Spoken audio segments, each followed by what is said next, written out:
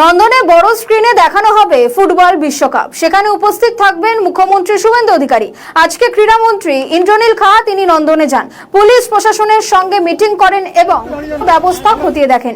সেই ছবি আপনারা দেখতে পাচ্ছেন। আজকে ইন্দ্রনীল খাঁ তিনি নন্দনে যান এবং সেখানকার ঠিক কি পরিস্থিতি সেই বিষয়ে কথাবার্তা বলেন। পাশাপাশি এবার নন্দনে ফুটবল বিশ্বকাপ স্ক্রিনে দেখানো হবে এবং সেখানে উপস্থিত থাকবেন মুখ্যমন্ত্রীও।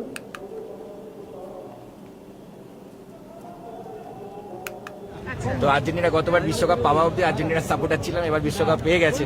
তো এবার ন্যাচারালি স্পেন 2010-এ বোধহয় লাস্ট পেয়েছিল, তো ন্যাচারালি এবার স্পেন হয়ে গেছে। সে বিষয়ে আমরা নির্দিষ্টভাবে জানিয়ে দিচ্ছি, সেই মর্মে আমরা নির্দিষ্টভাবে। তবে আমার গলা ফাটাবো যেদিন ভারতবর্ষের জার্সি পরে পশ্চিমবঙ্গের ছেলেমেয়েরা বিশ্বকাপে দাপাবে, সেই নিয়ে জানিয়ে দেওয়া হবে।